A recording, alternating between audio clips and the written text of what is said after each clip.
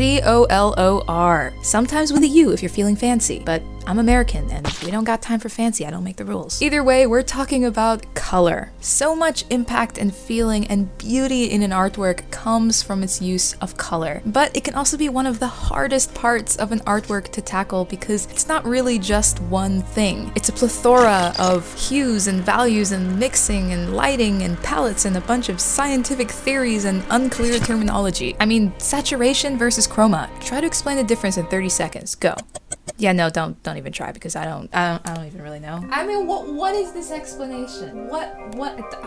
Color can be overwhelming, and I am by no means a color theory PhD, which is a real thing apparently. But I am an artist, and as such, I have my own personal relationship with color, which I've broken down into a 5-step coloring process that helps me to pick good colors every time. It's a combination of color theory concepts applied in a practical and slightly simplified way, combined with a few modern tools and a couple tricks to help get me to my desired results most efficiently. And we'll be going through this process together in depth while I paint a spread in my sketchbook. This sketch has quite a lot of elements and details, which can be a bit difficult to tackle color-wise, difficult to keep things cohesive, so I figured it would make a perfect subject for this video, even if it is actually a little bit scary. Because if I mess up, I'll look like a fool. So let's get coloring.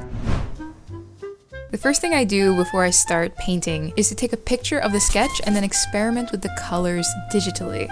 And normally I would just do the photo, but I think this time I'm actually going to also scan in this pencil line work as a high-resolution file. You never know when scans of your artwork at various stages could end up being useful. What if I want to turn this into a coloring page one day? What if I completely mess up the color and I want to try again? I'll have the high-resolution sketch that I can print out and paint over and try again. So if you can, take scans of your work in various stages. You never know when it'll come in handy.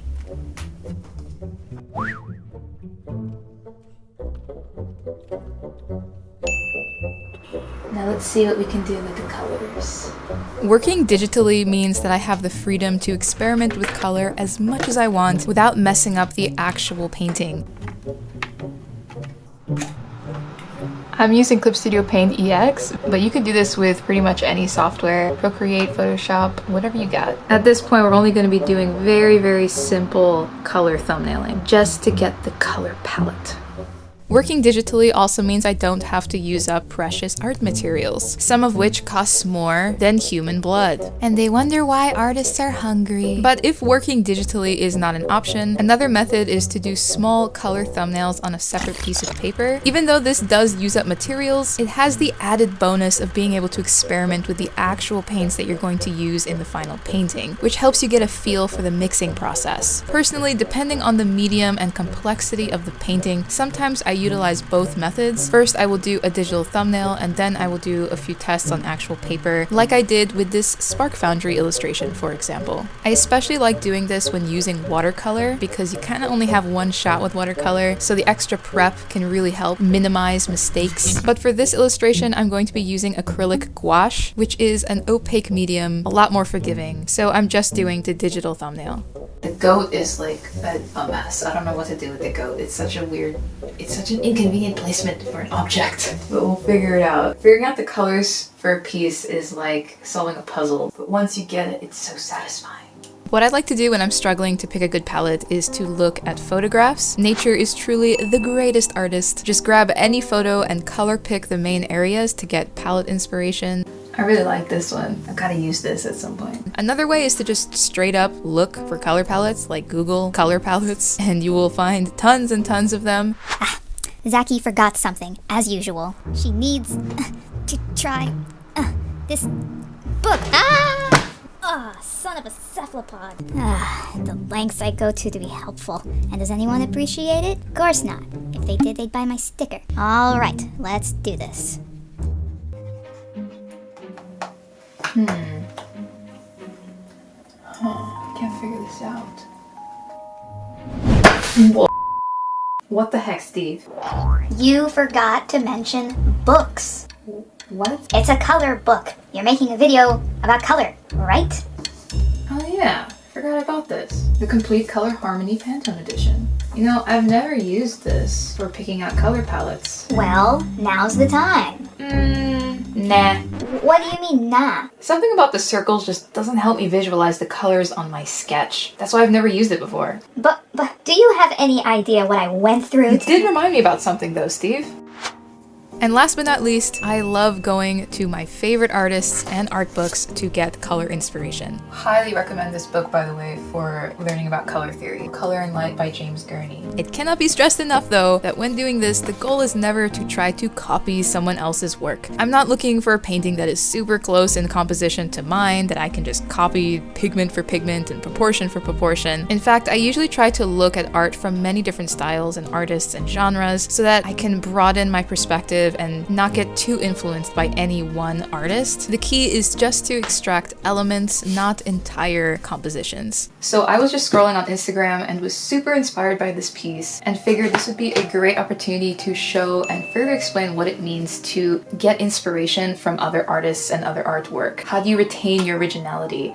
This beautiful piece is by Sybline Meynet, which I hope I'm pronouncing that name correctly. Big apologies if I'm not. She's one of my favorite contemporary gouache artists. And as you can see, this piece has nothing to do with my composition. I don't have a human, I don't have sunflowers, it's completely different. But this color palette is genius and it solves so many of the problems that I'm having. I have so many elements going on, so many animals that need to be different colors. I was struggling to tie everything together. And the inspiration I got from this piece all has to do with something I never would have thought of on my own, which is this gradient from this very warm yellow green fading into this very cool teal blue color. It's so pretty. The warm yellow in this green up here allows her to go for those warmer earthy tones, like the reddish brown of her hair or her lips, the yellow in the sunflower and the sun and the cloud. It ties in all of that warmth, and then the cool blue adds that contrast and ties in with the blue sky in the background. With this kind of gradient, it really allows you to add in a lot of color, get that contrast of warm and cool while keeping everything tied together in a way that's very pleasing and easy to look at. And in my composition, I have this one unifying factor, which is the dragon that goes through the entire piece. And I think what I'm going to do is take this idea of the gradient from warm green to a cool teal and implement that in the dragon, have it fade somehow, which I think is also so perfect because dragons are often green and blue. I mean, come on, it's perfect. And then that will allow me to add in those warm colors that I need, like orange and red and brown for like the tiger and the rooster and the monkey. They all need to be these more warm colors, and I think having that gradient throughout the dragon is really going to help unify everything. So once again, inspiration really can come from everywhere because ultimately everything is made up of the same stuff. Every art piece has the same building blocks. So getting inspiration from other artists is all about identifying the building blocks that they used and how they used them, and seeing how you can make those same tools work for you in building and creating something new and original. Originality comes from the unique voice that you bring to the table. And now that all the prep work is done, it's finally time to crack open the paints.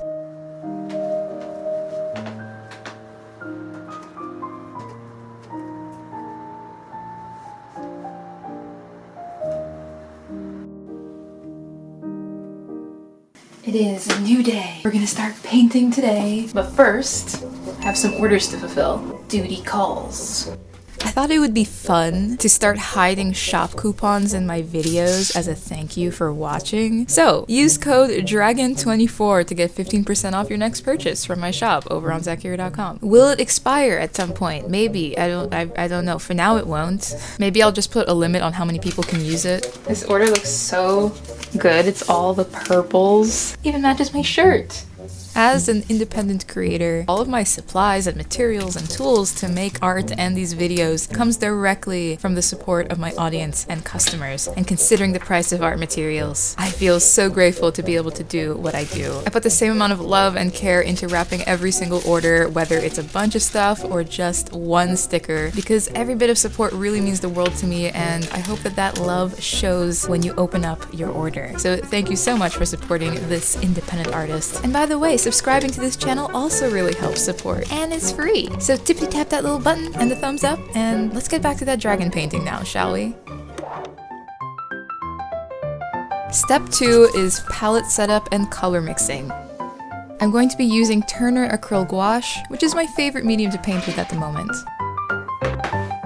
And I'm a bit chaotic with my palette, but there actually is an order to this chaos. I pretty much have my blue zone, my yellow zone, my red zone, and my white. And the color mixing kind of goes and happens between them that way. The greens end up kind of here between the yellow and the blue. Oranges and browns would end up kind of over here between the reds and the yellows. Purples would end up here between the red and the blue. And the white is kind of far off so that the other colors don't bleed into it accidentally, but at this point it's already pretty messy. And then I also have a black up here just to add a touch sometimes if I want to dull a color, but I hardly use that. And as you can see in each zone, I have a cool and a warm version of the primaries. So in blue I have a cool blue and a warm blue. Cool as in it leans towards green, and warm as in it leans towards red. I also have this very dark Prussian blue, which is kind of in between, and it's also very, very dark, and so I like that for mixing shadow colors because I tend to push my shadows towards blue anyway, so it just works for me. Same with the yellows, although both of these are actually technically warm yellows because I just hardly work with cool yellow in my colors, but this one's warmer. There's also like a peach here, which is just a shortcut color for skin tones, but if I don't have that, then I'll just mix my own. And then in the red zone, we actually have 3 different reds going on here. There's a warm red, a cool red, and one that's kind of in between for those times when I really want just like a true rose red. I occasionally will add in convenience colors like a violet or, like I mentioned, a peach or something. Or if there's a color in my painting that is super, super close to one of the tubes I already have, then I'll just go ahead and use that. Thinking about my colors like as if they were tools in mixing has been one of the most helpful things for me to learn about color mixing and to retain color theory knowledge. I 100% recommend getting used to mixing your own colors as much as you can. It's a little hard and difficult at first, but over time, the more freedom you feel when you paint because you're no longer locked into just whatever you have with your tubes. So I'm probably gonna have to refresh these colors, but because I'm pretty sure these are like so dried out. I should probably replace the palette paper at this point, but I'm not going to because I really want to just get painting. I don't want to have to go through setting up a whole new paper, so.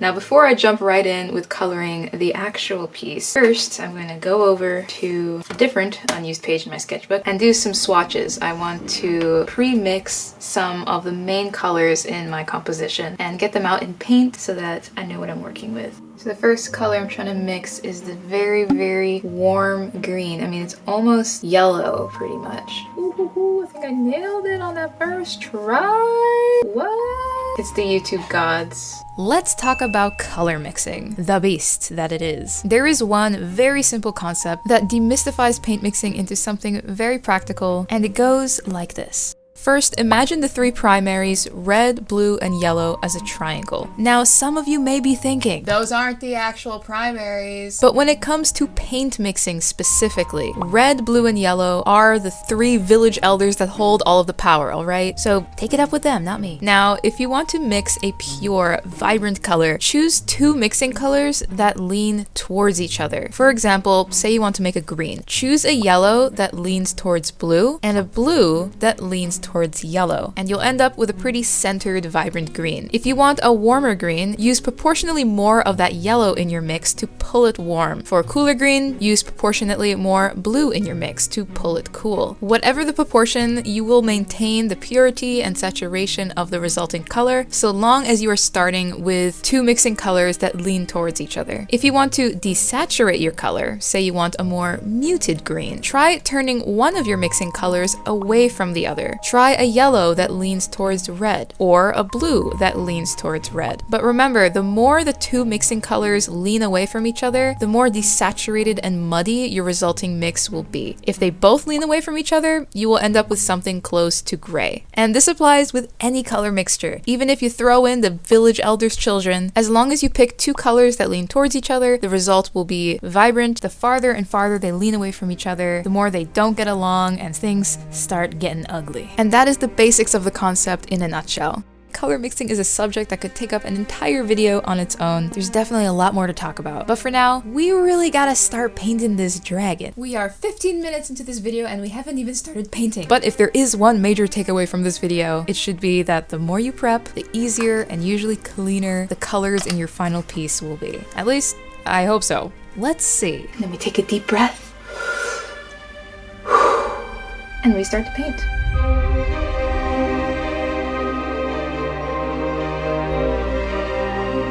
The next step is blocking in the base colors.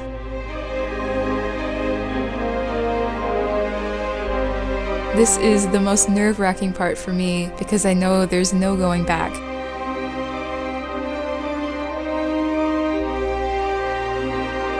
No more changing my mind, no more undo button, just getting paint on the surface. But once the white is off the page, I finally feel like, alright, we've got a painting going, people. So at this point, you can see a bit of a problem going on here. The bottom of the dragon is this cool blue, whereas the bottom of this ox is kind of a warm blue, and that doesn't make any sense, and that's why it looks off. So now I need to make a decision whether I want to push the blue of the dragon more warm, and thus everything like that, or the ox shadow more cool. So I think I'm gonna take a break. By the time I get back, it's probably gonna be dark, but the break will allow my eyes to refresh so that I can make a better decision of what to do about the two different blues.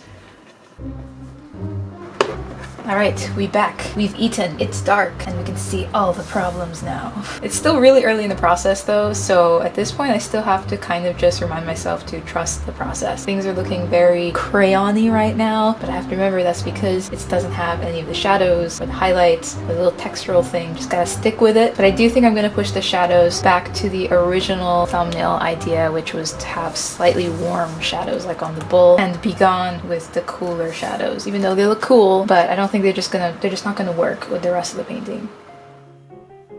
Once the base colors are down, the next step will be rendering, aka working out the details and further refining the base colors. But it's very important not to start that step too early. It's tempting to want to see those details fleshed out, but it's better to focus on laying a strong foundation first. Because if your foundation is wrong, the details will only further ingrain that wrongness in the final result. And it's much harder to make adjustments and fix problems if there's a mess of detail on top of everything already. Rendering is fun because it's when the painting really starts to come together, but I always tell myself it's a step that must be earned.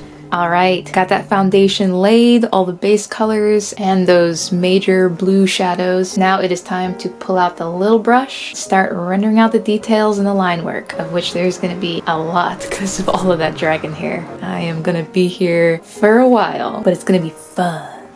Once it is time to start rendering, there's a whole new challenge to face, and that is how to maintain harmony. Because this is where the helpfulness of the prep work and the digital thumbnail ends. I'm now on my own to figure out what colors to mix and use for the details and the little shadows and the highlights and the line work. I have to make sure everything still fits together cohesively. But something I do to help guide me in making the right choices while I render is to think less about the subject you're painting and more about the environment that subject is sitting in or surrounded by. So instead of asking what color should that rooster be, instead ask what's surrounding that rooster. Because really, color is heavily dictated by the way light bounces off of the surrounding environment onto the subject. Think of it like you're painting a little story. The story can be about whatever you want. It can be set in a completely different universe with different rules, but there can't be plot holes in your story. Plot holes are what makes a painting look bad, and they happen when the influence of the environment on your subject doesn't add up. So to maintain harmony, you need to give every color choice in your painting a reason for being there, even if that reason is outlandish. Oh, it looks so tasty. Paint the rainbow, taste the rainbow. Still got a lot more rendering to do, but I think I'm gonna leave it for tomorrow. I'm gonna catch some daylight. Tomorrow's Sunday, so hopefully I can just spend all day finishing up this painting. So let's have an example of what I mean by all of this story business. In this painting, I made the bottom of the subjects very blue. And as you saw, I had to correct a plot hole of having two different blues going on down there. But let's break down the choice of having the blue at the bottom at all and how this story works. The blue was inspired by the gradient on the dragon, going from warm green to cool green. I decided to expand that concept in hopes to create an overall gradient effect across the entire painting, from warm at the top to cool at the bottom. This way we'd have a really interesting contrast going. We could leave that as an arbitrary decision, but without there being an actual reason why it's blue on the bottom, it would be hard to pull it off in a way that is consistent and looks good. I mean, are they dipped in blue paint? Is there a blue light source coming up from the bottom? There's a lot of options here, each with their own way of rendering. So let's build on the story. What if this blue is coming purely from reflected light? In order for this situation to happen in real life, these animals would have to be walking in a very blue environment so that the light would pick up that blue and bounce it onto the animals. And in order for the top of the painting to be so warm, the light source would have to be a warm one, like sunlight. So these animals would have to be walking on a blue ground surrounded by blue walls with the sun peeking in from the top, kind of like they're walking along the bottom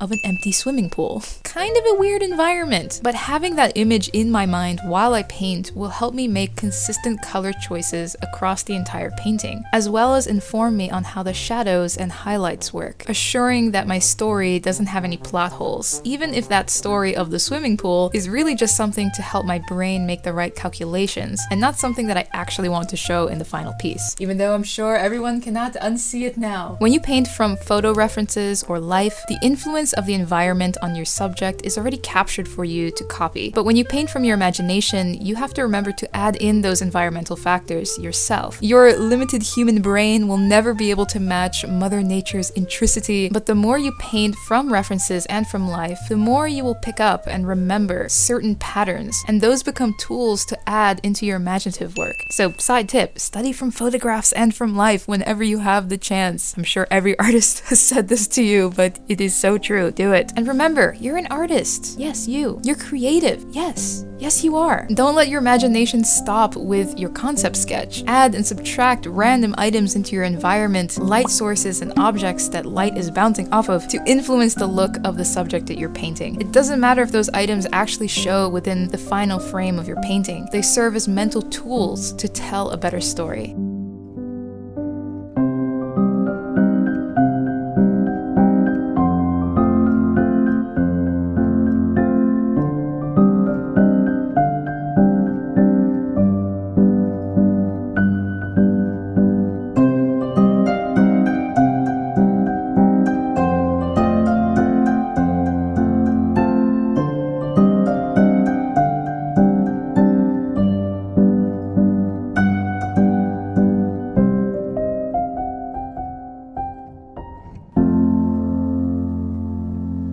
The last step in my coloring process, and really just my art process in general, is to not quit too early. You may have heard the advice to not overwork a painting, don't over-render, and I think that's great advice. I'm not disagreeing with it, but I feel like it's a more common issue for artists to quit their pieces too soon than it is to take it too far. Either this happens because you get bored with the piece and you want to move on, or you make a mistake and you're like, whoops, I should have stopped earlier. So you call it quits and resolve to do better next time. But fixing mistakes, getting yourself out of the plot holes that you create for yourself, are part of the painting process, in my opinion. You learn so much from screwing up. I never call a painting finished until I personally feel like I did my best. There's nothing more I can do in this moment in time to make it any better besides starting over from the beginning. And while this does mean I sometimes spend 3 days working on the same sketchbook spread, I also feel like everything I paint makes me a better artist.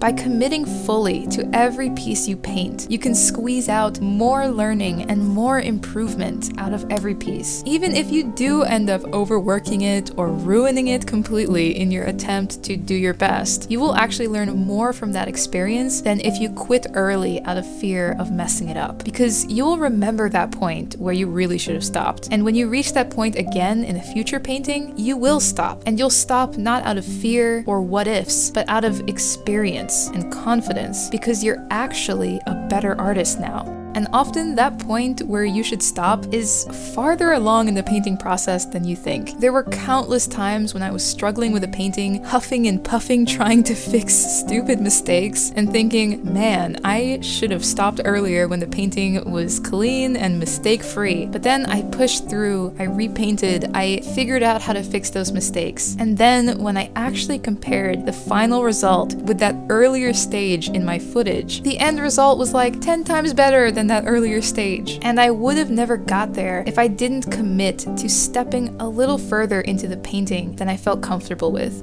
Every piece has its frustrations, so embrace it. Mess up your painting and fix it. Mess it up again and fix it again. Yeah, you may feel like a bit of an amateur, but hey, if we just look at the old masters, we'll realize all of us are amateurs. Be a good student and don't quit until you've put your best in. And if you do this over time, you will notice those mistakes becoming fewer and the fixes becoming easier. Your colors becoming cleaner, your stories becoming more solid, and your paintings becoming more beautiful.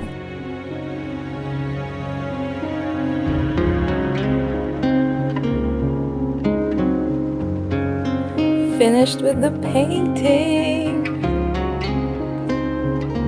Always such a good feeling when you're finally done. I made this painting for the Lunar New Year, Year of the Dragon, which is often thought of as the most powerful of the Chinese zodiac signs. But what I love is that out of the 12 animals in the zodiac race, the dragon came in 5th place. With its ability to fly, it could have easily come in 1st place, I think. But in some stories, it's said that the dragon made a few pit stops along the way. One to bring rain to a village that was experiencing drought, and to help the animal in front of it, the rabbit, who was about to be swept away down a river, which I think are poetic ways of saying that true power is not in outcompeting others, but in restraint, in helping others, and knowing your strength confidently enough to not have to prove it. I wanted this piece to show that calm and effortless power of the dragon. It's crowded by the other animals, but in reality is what holds the entire composition together, because it doesn't need to clear the stage in order to stand out. There are now prints and a super cool special sticker sheet of this piece available on my shop. I mean, just look at that 5-inch sticker, so tasty. And all money I make from sales of these items, as well as any super thanks or PayPal donations, will be going directly into a side fund I have right now to buy a new laptop for YouTube. You may have noticed the one I currently have is literally being held together with a binder clip. And vulnerable moment, that is the only device I have to create these videos. It is 7 years old, half broken, and getting slower by the day, but it's hanging on. All the content I share with you guys depends on my laptop, but in order to buy a new one with the hardware needed to handle video editing and artwork creation, it's around a couple $1,000s, which frankly is a sizable investment for my small business at the moment. So if I was able to provide anything of value to you today, if you enjoyed this video and you'd like to see more videos from me, your support is super appreciated on my shop through hitting the heart icon under this video, or through my PayPal tip jar, which I'll also have linked in the description box. Big or small, any support goes a really long way. And if you can't support financially, just engaging with this video, watching more of my videos, commenting, liking, subscribing, and especially sharing with other people are all very big helps as well. Thank you so much for supporting my ability to keep putting out entertaining and helpful content. And by the way, if you employ any of the coloring tips from this video in your art, feel free to tag me on Instagram. I'd love to see what you're working on. And until next time, stay awesome, stay inspired, always. See ya!